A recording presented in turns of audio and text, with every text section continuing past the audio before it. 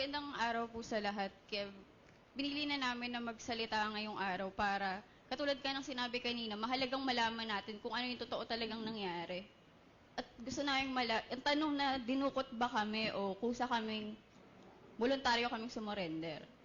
Ang totoo po dinukot kami ng mga militar, sakay ng van. Napilitan din kami na sumurrender.